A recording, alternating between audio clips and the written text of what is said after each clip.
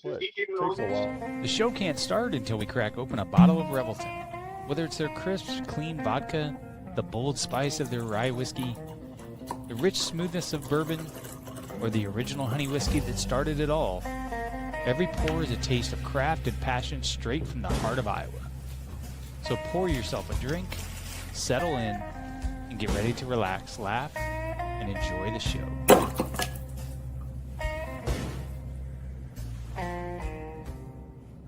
Hey, it's Andrew Downs. I'm proud to support Three Beards Media, and I would love to work with you. If you need merchandise for your company, organization, band, softball team, whatever, I can help. From name brand apparel to promotional items, large orders or small, online stores, and more, I can help your brand stand out. AKC Marketing is local, based in Johnston, and we are an employee-owned business, so our costs are low and our turnaround times are fast. But most importantly, we give you personal service to make sure you get exactly what you're looking for. Email me at andrew@akcmarketing.com or find me on social media, and let's make some cool stuff together. Now sit back and enjoy this Three Beards Media podcast.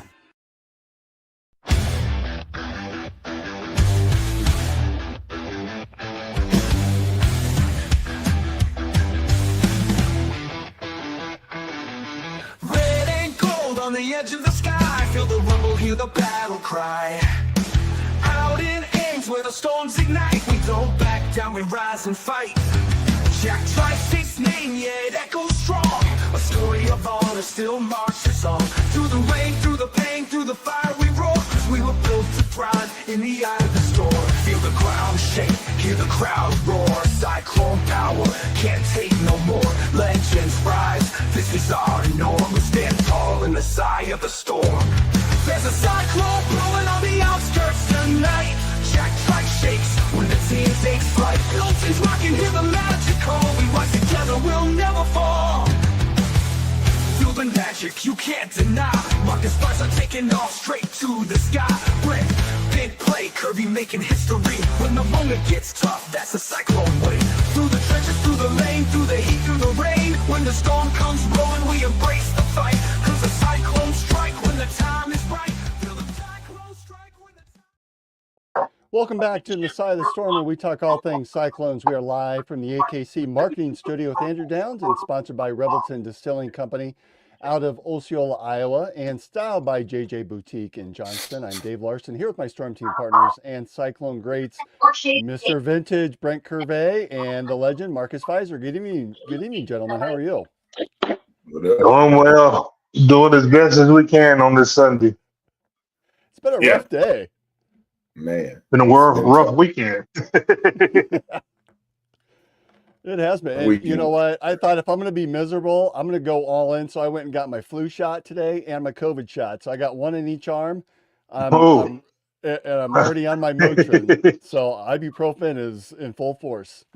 so you'll crash tomorrow is what you're saying. Yeah. But I'm spending most of tomorrow in a car up to Dubuque and back. So. Are you a back sleeper or a side sleeper? Yeah, I'm a side sleeper. So it could be rough. Yeah, I would have got both of them in the same arm.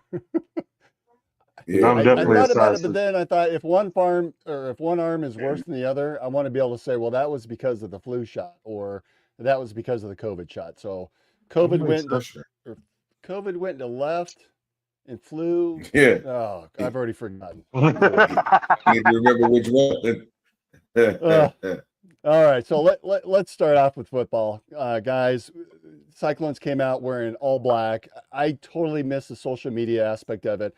I'm sitting in the stands. I got in just before kickoff. The team comes out in black, and I thought, oh, here we go. They're coming. It's their business suit attire. They're ready to go. That first play was that 75-yard touchdown pass from Rocco to Brett Eskildson. Kyle Conrady was back. I thought, here we go. We're up 24-10 in the second quarter, and then it was all BYU the rest of the way, outscoring Iowa State 31-3. I'm not sure what to say. Brent, what are your thoughts after watching that game?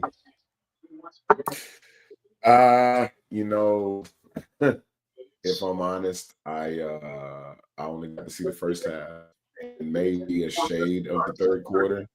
Because we had tournament ball, so I was missing. And when I started in, saw the first half, and I saw the touchdown. All I thought was, oh shit, they get the ball back again. And I was already kind of worried, but sounds like it stopped, but then they gave up another score. So I don't know, man. It didn't seem like, I don't know. We were hitting sometimes. We weren't. The first play, I was like, oh yeah, it's up. Like, we're back. I was just like, hey, training wheels are off. We're about to cook right now. Let's go hard out, make stuff happen. But, you know, as the game goes, emotions kind of settle down a little bit, and now you got to play football. I almost feel like we almost didn't get our footing anymore. And then that pick six, I think, is what kind of sealed the deal and changed everything. So it's tough, man. Losing, things go south fast, and they stay that way for a while until you got to fight and keep fighting, man, to get out of that thing. So it's interesting to see what happens and how we bounce back. Well, and the thing is Iowa State had nearly 500 yards of offense. Defensively, if you had said before the game, what's your focus? It's probably on the rushing game. I think BYU is pretty proficient in that. Now, we held them to 105 yards rushing. Do you blame this game more on the offense, or do you blame it more on the defense? We do Zach Tom back in the lineup, and I don't know. One of you guys might have your Sunday Night Football on. It's getting pretty loud here. We might be picking that up. That's what you're picking up. Yeah. I mean, I don't know, man. It's always tough to blame one side or the other because the reality is it's a loss. It's neither side flawlessly executed. You know what I mean? So it's hard to put more onus on one side or the other. I'm not that type of guy because I hate division in it. You know what I'm saying? Like, we win and take L's as a team. And like I said, nobody plays perfect. Defense did a good job in the run game, but when there's slip-ups from the past game, it's like, well, it kind of balances it out. So I put blame on either side of the ball. Well, that BYU freshman quarterback, Bear Bachmeier, threw for 307 yards. He did it all. I mean, he threw for 2 touchdowns. He ran for another. He had almost 50 yards rushing on top of that. Well, that kid, we're number 47 at quarterback. He's talented. Yeah. Defensively, I felt like, that our three-man front, it felt like we cheated up with 3. It was almost like there were 6 in the box, and then depending upon what we wanted to do, we tended towards the run and then backed off if it was clear to be a pass. Did you see anything? I liked some aspects of that. I felt like at times it worked, and clearly if you're trying to stop the run, it was effective. It was a big difference to see the passing game take off like it did. I was not expecting that out of BYU. Yeah, I mean, the rest of the season. Sorry, were you about to say something, Marcus? No, I'm listening. I'm in my fan mode. You can call those defenses better. I'm just trying to figure out how where we at right now. So I'm listening. Yeah, I think so. Staying in that stat, we've been there. Like, the guys we're always 6 in the box. It's almost what we've been the whole year. It's just a matter if we send them, and that's where the kind of confusion comes, and we can help with our run game a little bit better. But I think losing your 2 main guys, and we can't keep harping on that, but losing 2 main guys do hurt the communication on the back end, just because the expectation now is a little different for new, puzzle pieces. You know what I mean? Those guys to execute at the same level those other guys did, because sometimes they didn't have to fall back as deep into their zone, because now they can, they're playmakers. They can go make things happen. But, communication is huge on the back end, right? So I don't know, maybe this year is probably the first year in recent memory where we've had too many busted coverages. That hasn't been like a staple for us, but it's kind of becoming that. Pass defense was always our strong suit, and run defense was our struggle.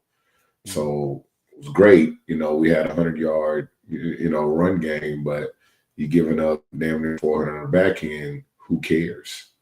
It's not, that's not a good balance. So, Well, and the We irony got is that defense is intended to stop the passing game, and it was the right, passing game that we struggled with this game. I right. mean, do you think it was more on because the defensive back? Again, the numbers indicate we stopped the run. It's the passing game that's the problem now. I mean, the other part of it too is having a defense like that. When you have a Will McDonald and you have I forget the other kid that was there, the transfer from Minnesota, but when you have two really, really good defensive ends that can rush the passer, and it's only two of them, that changes that, right? But when I don't have that, and we're going to develop, 58 has been causing pressure, forced to fumble, getting back there. I forget his name, but getting there. But it's if the quarterback has enough time, DBs can't cover all day. I mean, that's just the reality of it. Like somebody's going to get open. And that window closes once we get past that, 4 seconds. 4 seconds was always it. If you're not there in 4, it's like, we got to be hauling ass. Now, the DBs, they're covering for 6 or 7 seconds. Somebody's going to get open.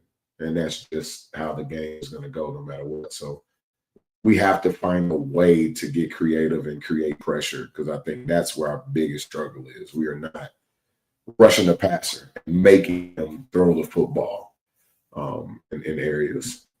So team exploiting that. And Marcus, from that super fan perspective, sitting there watching it at home, what were some of the things that you saw out of that game, and do you have any thoughts on what do we do from here?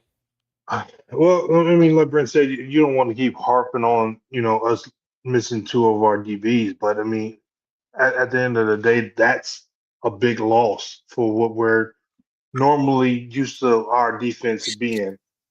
And when you don't have that, you can really exploit that. I watched, unfortunately, the Cowboys game earlier, and It always they had, comes back to the Cowboys. You guys are well, killing no, me every they week.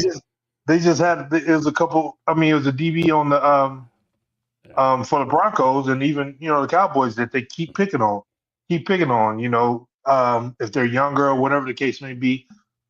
So it's just a scenario that we're doing now, and then when you playing against a quarterback like BYU's quarterback, that if he doesn't throw it, I mean, what is he, 260?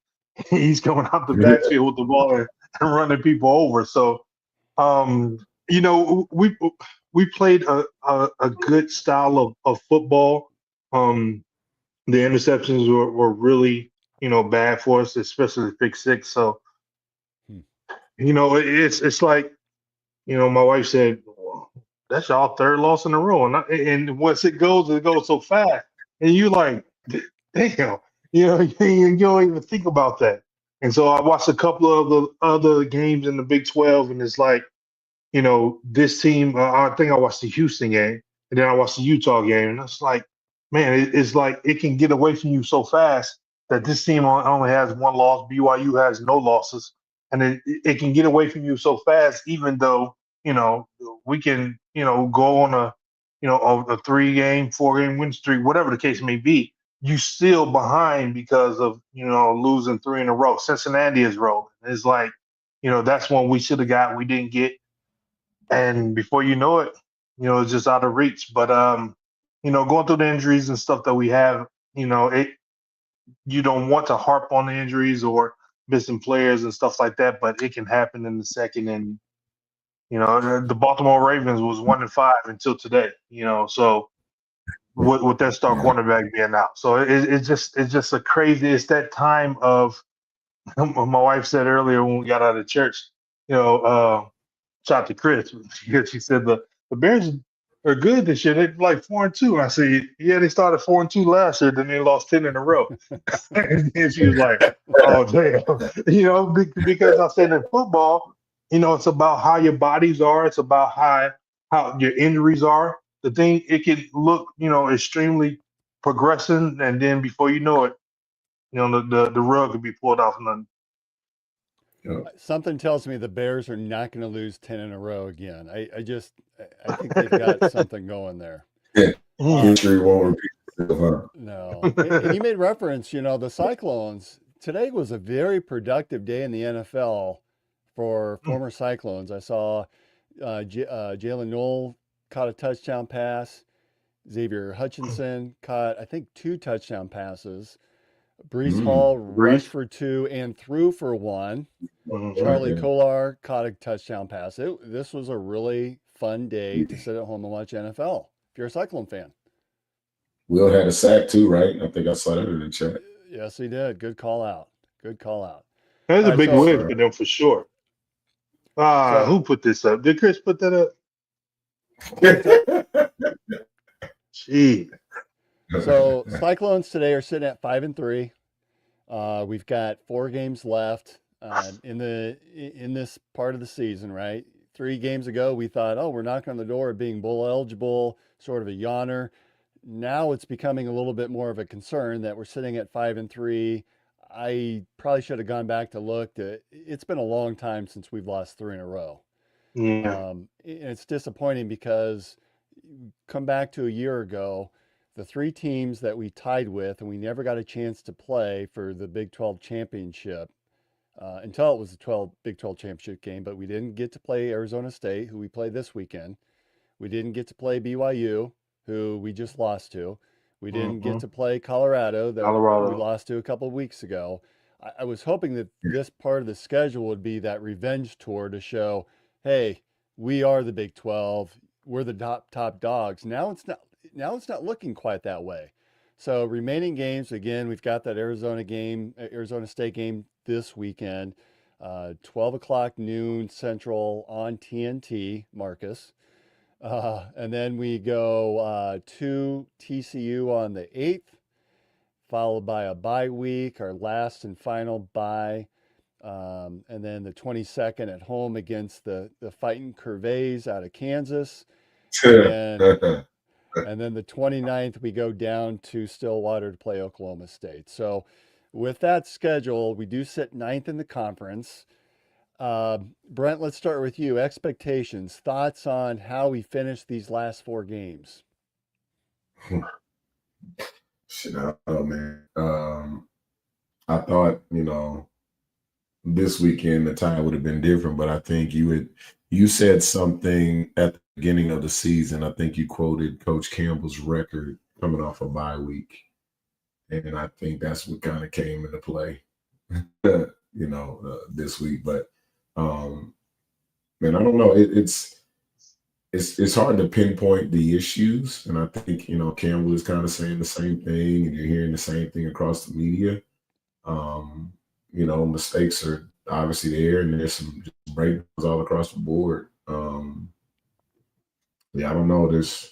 We're kind of at the bottom at this point. When you drop 3 in a row, there's no way to go but up, in my opinion. So the reality is we just gotta really switch the momentum, because that tide is just watching us back down the other way, man. And it's just so hard because bad shit will just keep happening and happening and happening. So got to find a way. I hope to get 3 of the next, what is it, 4? Got 4 games left? 4 games. So, Brent, Yeah. you've been in that locker room, both as a player and now as a coach. What do you tell the team? Your aspirations at the beginning of the year was Big 12 championship game and with a chance to win that game. And now you're not going to be in that game. I mean, it's pretty much a guarantee at this point. What do you tell the team? I mean, the reality is, man, it's just a matter of going 1-0 each week now. You kind of got to flush all that shit that's happened, we're 5-3, but the reality is it's a new season. So they got to find a way to create a new season, create a new spark right now. Let whatever go in the past be where it's at, and then we start from right now. You know what I mean? Like, we got to move from here on out, and the focus should just be, 1-0 each week, not piling up wins and all of that stuff. Is just 1-0. Got to focus on this one, make sure we get it right, and then we move forward. All of that other stuff is great to have those goals, but the reality is it's just 1 week at a time, and we got to take care of business. Otherwise, all of that stuff doesn't matter. So you're preaching what Coach Eustace taught the Marcus's basketball teams, where Marcus, you've said over and over, you barely knew who you were playing the next game. It was always focused on the current game.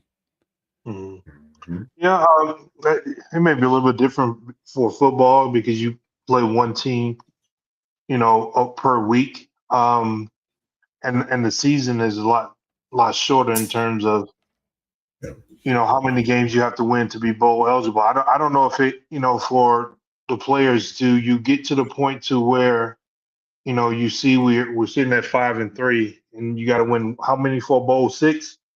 6. Yeah. When you feel like, okay, we're out of the Big 12 championship game, do you just coast the rest of the way, or do the bare minimum to get into the bowl and be satisfied with that? Um, because I guess what I'm saying is when it looks like you're not going to be, at the highest echelon of, what you're looking for in the conference, what do you do? Do you coast away? Do you, play not to get hurt? If you're not going to the NCAA tournament in basketball, is the NIT something that you're going to do because you had an okay season and you're okay with the way it's finishing? So, it's kind of hard for me to say. I look at these other schools on here. There's a lot of tough programs, and I can see and I can understand how it can get out of control really fast. I don't know what the hell going on with Oklahoma State. I mean, geez, West Virginia, Oklahoma State. I always thought they were a better program than what they got going on down there. But the top 10. Baylor is struggling a little bit. I was surprised we're below TCU, but those Texas teams always play well as usual. K-State, Utah, and BYU, Cincy, and Houston have come into the conference and just wreaked havoc. Even Arizona State. So it's just that point in time where it's going to either be pride to progress forward and put a stamp on the rest of this season. Well, I would not be surprised to see BYU facing Texas Tech in the Big 12 championship game. Now, I haven't gone Oh, and looked that'd at be a wins good game. losses of those. Yeah, I haven't gone and Yeah. looked at wins losses of the top 4 teams to see who plays who in these last remaining games. But I've been impressed looking at the top 4. BYU is impressive, guys. Yeah. Cincinnati, while that was one I felt like we should have won, they continue to find a way to win every single week. That quarterback is really good. Houston, I've not really seen much of, but then they just beat Arizona State. Yeah. Was it Arizona Yeah. State that they beat last weekend? So Yeah, I in think it Yeah, they Texas were was. Tech. Yep. down in that game too. Yep. So, we played some really good teams too. Let's give BYU some credit. They're very talented, and again, a lot of football left. I would not be surprised to see us go 4-0. That's probably a bit of a homer in me talking, but I felt like Brent, you alluded to being at a break and in that bye week. I like some of the things defensively. I know we gave up 41 points, but one of that was a pick six. There's Mhm. 3 interceptions that we gave to them that I don't know. I felt we really stopped that running game, that if we could just one more tweak, I think we're on the verge of something defensively.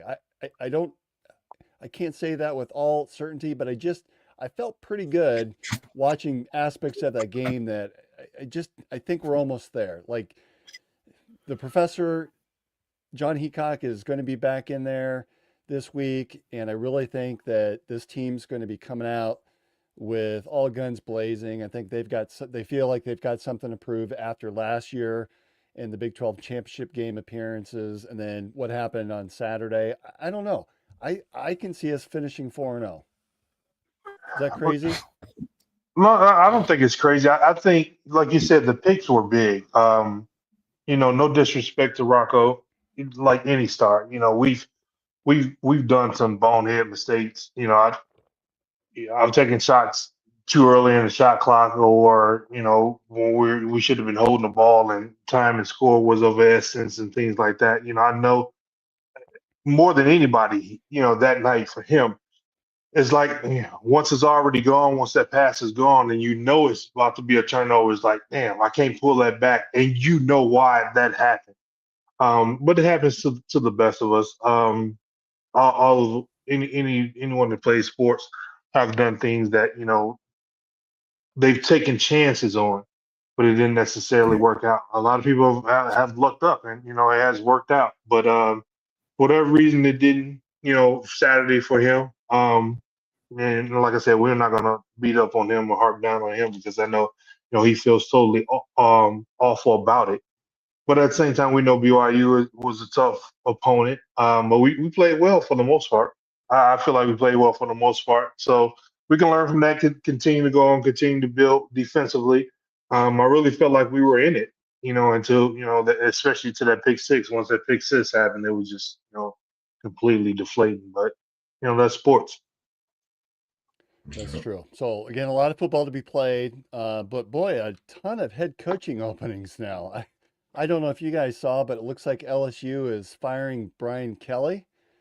Are Kind of they? surprised, yeah. So now we're talking Penn State's open, LSU, UCLA, Florida. Wow, they got a stroke of $55 million check. Yeah, That's that's some unbelievable. money. That is It's crazy. crazy. Now, That you is guys have crazy. both been in the same situation where there was a lot of coaching talk. I think we've heard the Matt Campbell rumors over the years. Are one of these jobs big enough, appealing enough for Coach Campbell to take a serious consideration for? And would they look at him? I can see LSU. Yeah, I mean, we hope not, but I can see that being, a place that would definitely, take a look at the resources they can provide and things like that, and bringing in a young coach like him. It'd definitely be a lot less than having to cut, a $50 million check. So that's one of the things that will, be entertaining to them. But yeah, it's crazy to think like that could be a possibility. Like I said, I hope not. But at any rate, like any coach, any player that's going on, we definitely expect you to do what's best for you and the family, and everything like that moving forward. But that's definitely a possibility to me. I was leaning more towards Penn State, honestly, and just because of the K State. Oh, you say program. Penn State? Yeah, Penn State with that. I guess it's kind of thinking more of the tradition, the program itself, and what it kind of brings, the name, right? But I think that would be one. But I don't. I feel like Campbell's more of I got a plan. Like, I need to finish the right way. I don't think he wants to leave this stone unturned. I don't think he'd kind of jet out when shit gets kind of bad, right?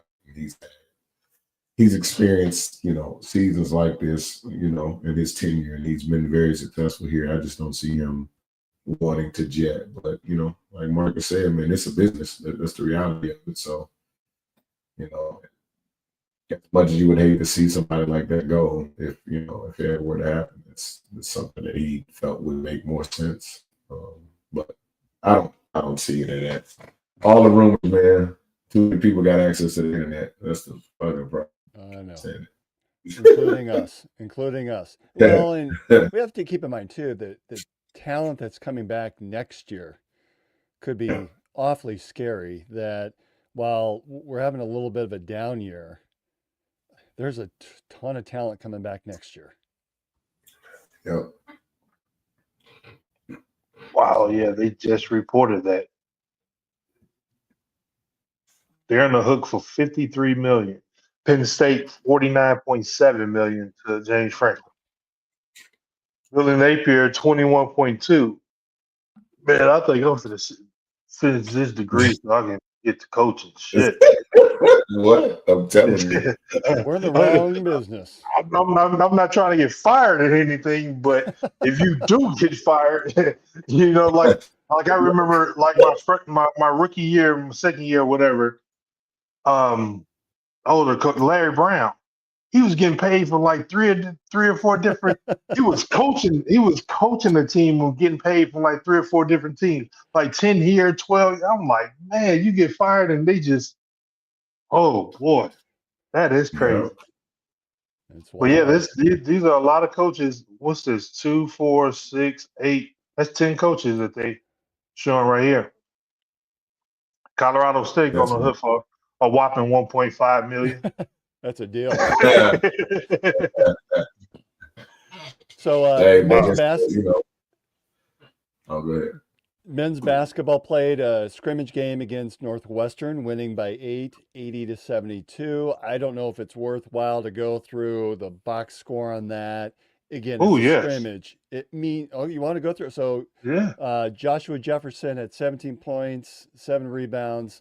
Nate Heisey led the way with 19 points. He had 5 3-point shots.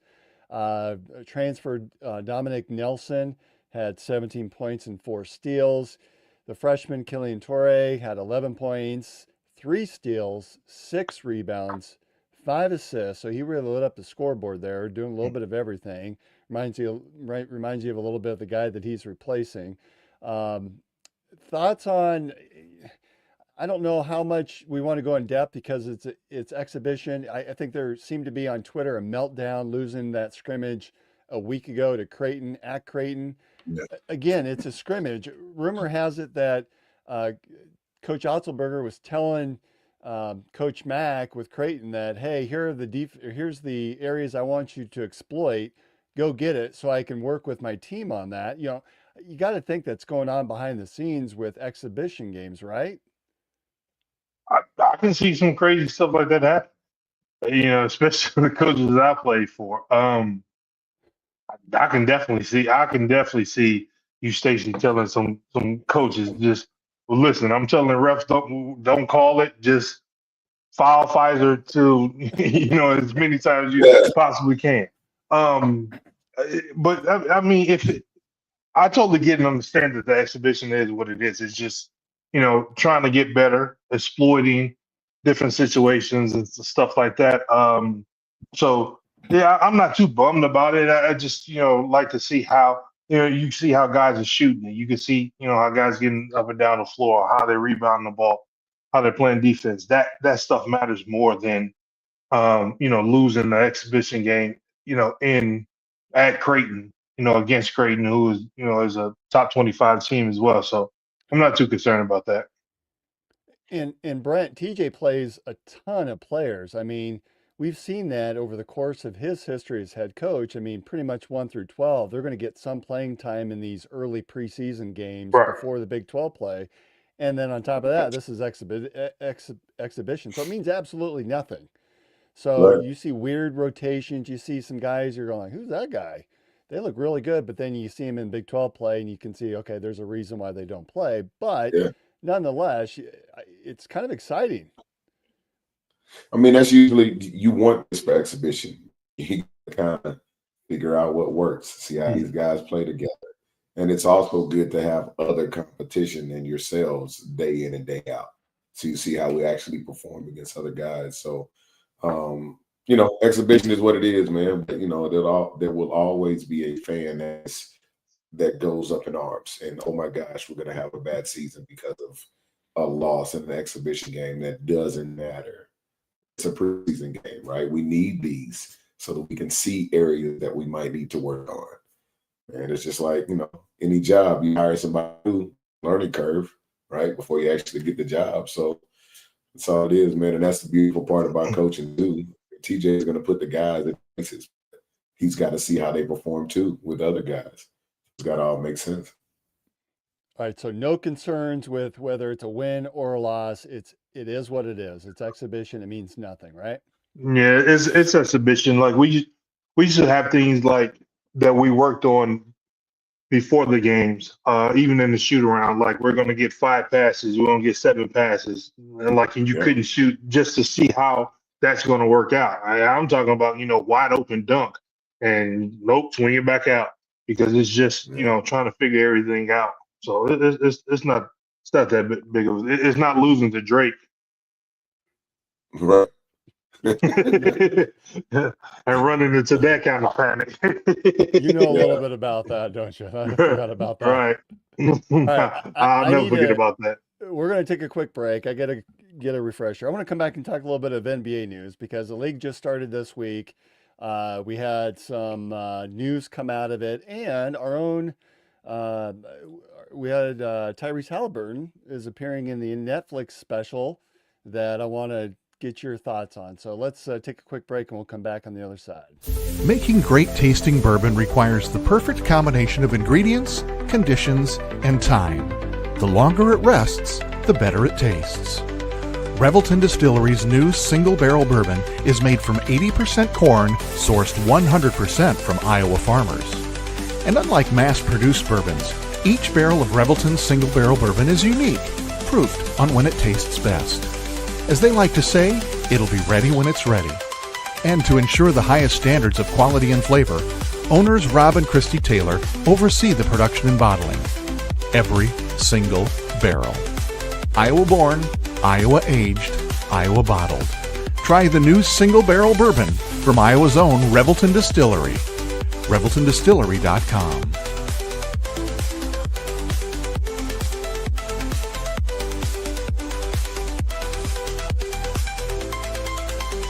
Gentlemen, let's be honest. Finding the perfect gift for your wife or girlfriend isn't always easy. You want something thoughtful, stylish, and unique. And that's exactly what you'll find at Styled by JJ Boutique. Julia Bradshaw and her team strive to be your go-to boutique for casual, boho, and chic clothing and accessories, helping women elevate their style one piece at a time. Located right here in Johnston, Iowa, Styled by JJ brings trendy, high-quality fashion that boosts confidence without breaking the bank. So, if you're looking for a gift that says, I get you, instead of I tried, head to Styled by JJ Boutique. Because nothing makes her smile like feeling beautiful. Styled by JJ Boutique, where style meets confidence. Visit our Johnston location or shop online at styledbyjjboutique.com.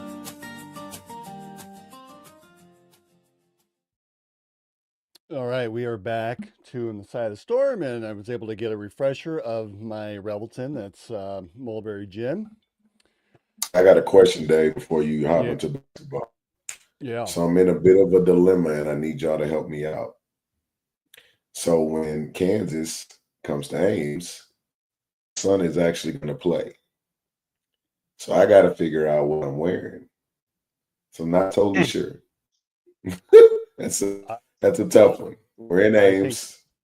I think you know the And I answer. got to kind of rock my stuff, but my young guy's playing, and his, his last name is going to be. I think in his mind, that's his I'm coming back home, so I got to make a splash. So he's going to be extremely motivated. So I got to figure this out, man. Well, it's going to be cold out, so you could probably get away with wearing a KU shirt underneath your Iowa State coat. Problem solved right there. KU scarf. Yeah. I think it'd be hysterical to have him look up to see his old man sounding the siren before the game starts. That'd be great. So if Jamie Pollard or whoever's in charge of football operations for the Kansas game, we would love to see Big Play Curvey sounding the siren, ringing the bell before the game. And they should show me scoring a touchdown so my son understands, just so you know. That's right. This feels, sir. All right, so we teased it before the break. Netflix has season 2 of Starting Five, in which our own Tyrese Halliburton. First, have you guys seen this yet? Starting Five. Yeah. Yeah, me and my wife watched some of it the other day. It was I binged the whole thing. So the opening scene is about Tyrese Halliburton. The closing scene is Tyrese Halliburton, and then there's a bunch of players in between. So this was a lot of fun to watch, to see Tyrese. And granted, he suffered through that horrendous Achilles tear in Game 7. And did you guys notice the additional sound that they added to that scene where he tore it? Did you hear that pop? No. No. I watched the episode. You should go back and watch it, Marcus and Brent, when you do. Like, I think it's in that very first episode. It popped, and you could hear that they added some additional sound, but just a phenomenal series. Um, again, a lot of focus on Tyrese. The I found a couple of nuggets in here that I wanted to ask you guys about in the series. So Pacers Celtics are in a game in pregame warmups, and a bunch of players are talking about their ACT scores. What's what's a weird? Is there a strange pregame topic that you found yourself in, whether it's with teammates or opposing players before a game? I just found it ironic. You're sitting there talking about ACT scores. Well, I guess you know before the game, you just being normal and just talking about whatever that comes up. I mean, I I know for football, it's every Sunday or Thursday, whatever falls in and whatever. But I mean, for basketball, it's a lot of games. So I mean, you can't burn out, you can't burn your mind out. Focus, focus, focus. You have to be relaxed. You have to, you basically just got to go out there and hoop. I mean, you've been Yeah. given the scouting report. Um, if you've been in the league for some time, you know guys' tendencies and teams and stuff like that. So I mean, it's too many games to you can't harp on, the Celtics today and then tomorrow you got the Bucks or whatever, and then you mix them all. You just got to play and just be yourself. So I mean, I can't remember any wild, conversations. I think it was just general conversation. Brent, how about you? I mean, I agree, man. But I think, like, to Marcus's point, it's got to be way different in multiple games in 1 week versus just the one that we got to focus on. You know what I mean? So for us, we stay locked in and we don't have to, we focusing on that team. But when you got multiples back and forth, it's like, all right, man. Like you said, you got to hoop. Like, I need to be, being clear, just being normal right now. And then, talking about the last 20 minutes, then we lock in, or 30 minutes, whatever, before we go out. That's when we headphones on. Now we're ready to rock. But yeah, I can't think of any topics. Locker room is always a fun place, obviously. It's a brotherhood, man, that's formed in there, and a lot of stuff should never leave the locker room. But I can't think of any topics specifically that come to mind. But it's just day to day, bunch of guys living dreams for the most of them, and just I guess exploring each other's lives through these stories. So It can come up from like it could be. I mean, say you're before the game and you're talking to someone like Jalen Brown, who Yeah. we know is a very, very Yeah. smart individual, whatever. And someone might ask, well, man, I bet you got like a 36 on the ACT, and then that starts the conversation. Then people start asking. It can come from anywhere, just out the blue. Yeah, he was, and of course, he's one of the focus five on this series, Jalen Brown. And you're Mhm. right, that he is very intelligent, introspective, soft-spoken. He's a consummate professional. Like, I was Yeah. really impressed by him, and that's what I think the starting five does. It brings you to a level where you can understand them as people first, rather than just the guy on TV that dunks a ball, but as a Mhm. person. It's a fun series. Yeah. Yeah. I think he teaches at the MIT or something like that. Like over to something like they say he's really, really smart. I believe it. wow. Tyrese also met President Obama. And they showed the two of them talking during a podcast. And I think we've kind of talked about this before, about some of the more famous folks that you've had a chance to meet.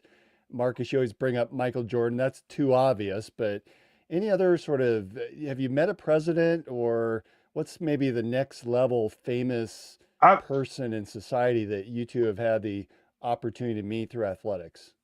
well, I've never met a president. I've met a lot of famous people. Actors, actresses, entertainers.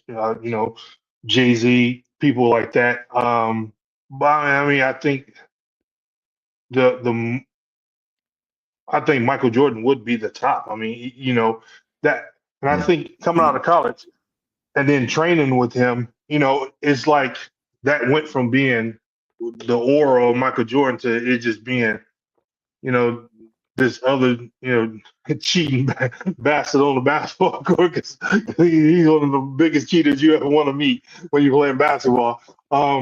So once you get into that rim, you understand, like, not to say, you know, President Obama wasn't a big meat for Tyrese, but you know, you tend to run into a lot of celebrity where you just understand, like, you're a part of that world, and you know, of course, there's A levels and B levels and all that different stuff, but you're still running in the same, you know, channels and the same places.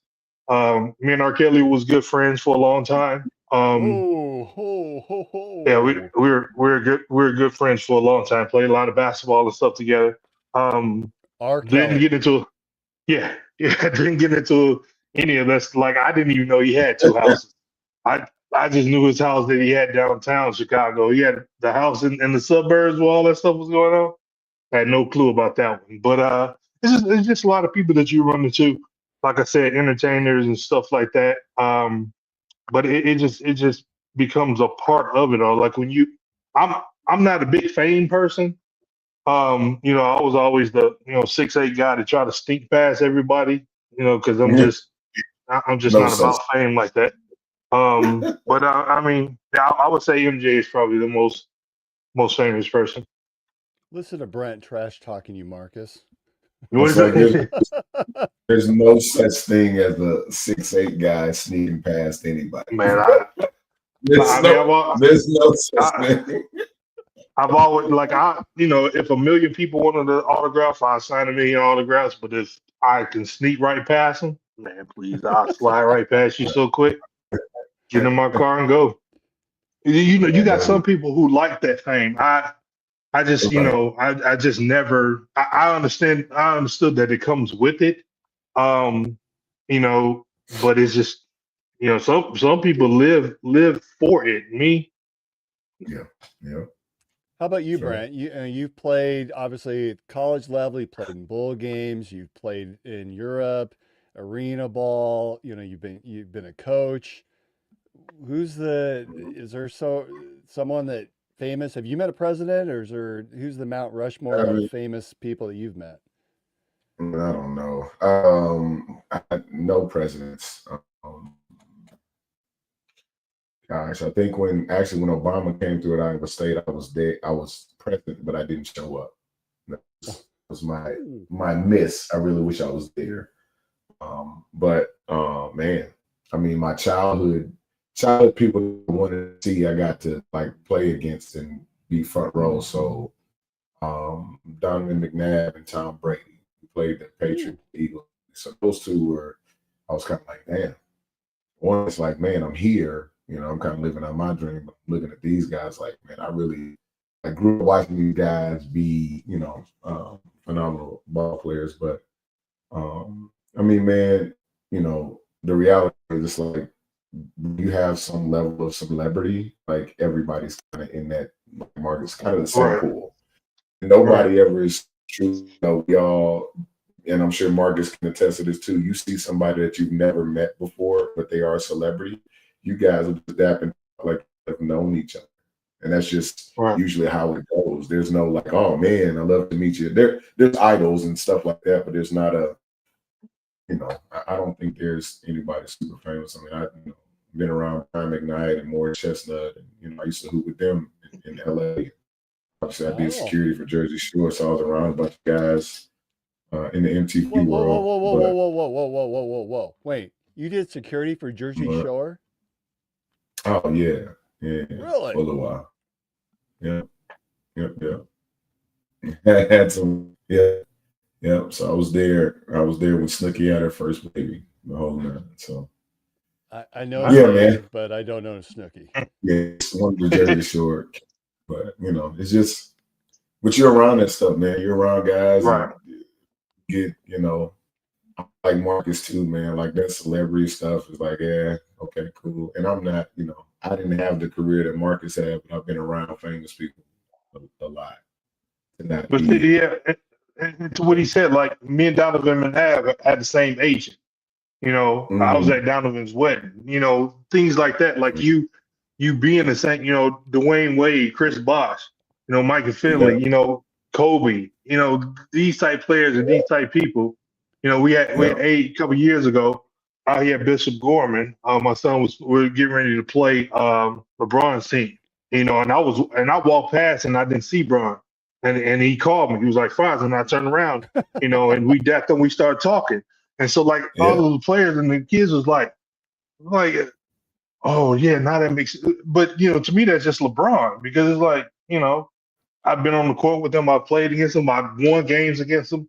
So that type things you don't really think about. It's just, it's just life. Just going out here knowing we finna, lose to this team because they got guys from everywhere. But it's just life and how it is.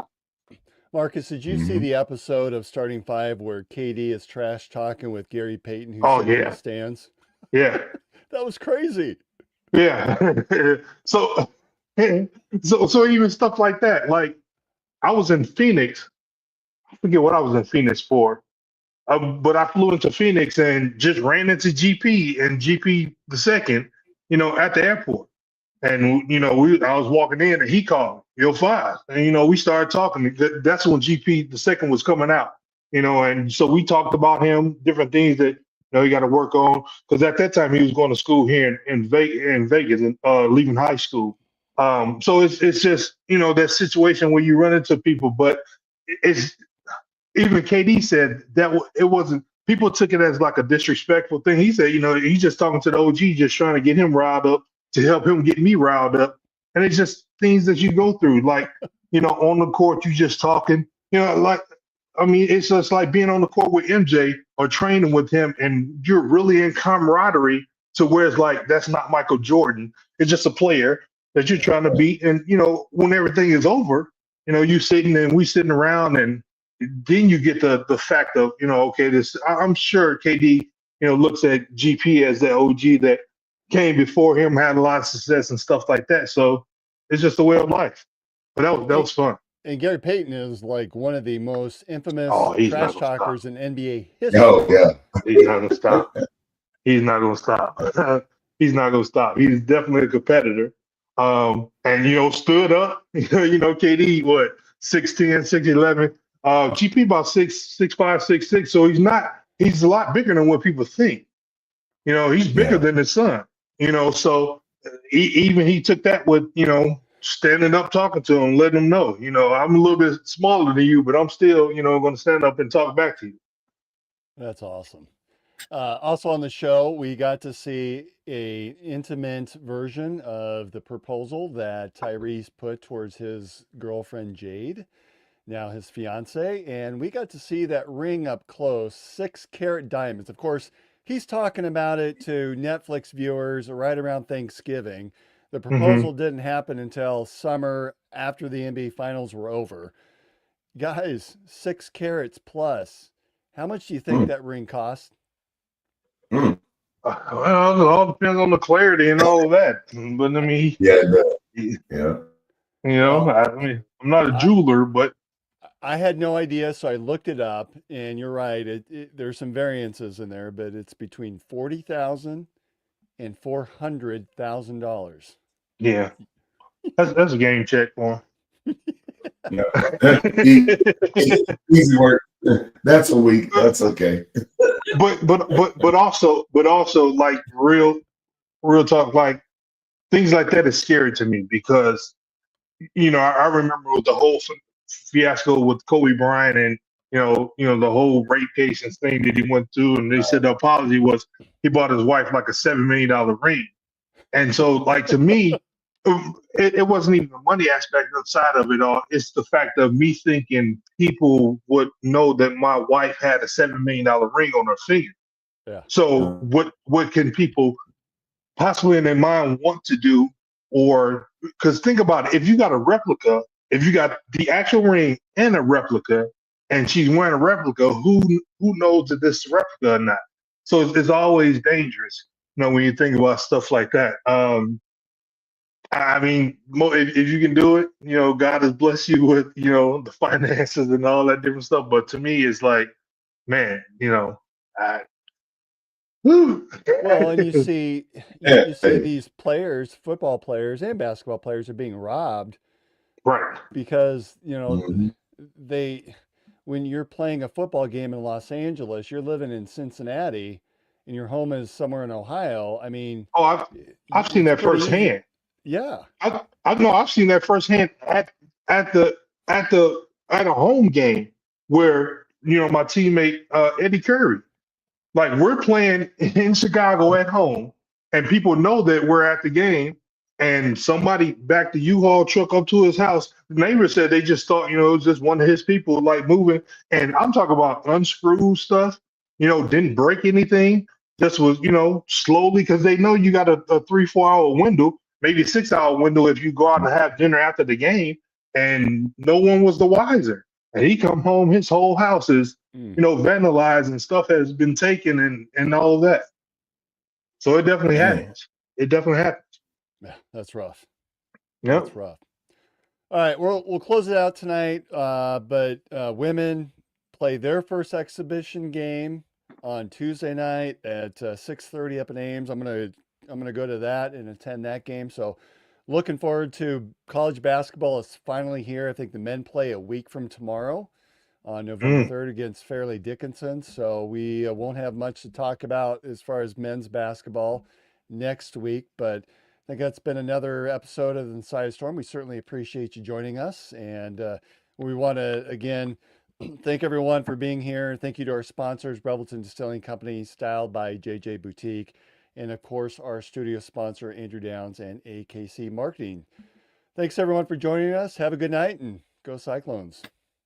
No state, baby.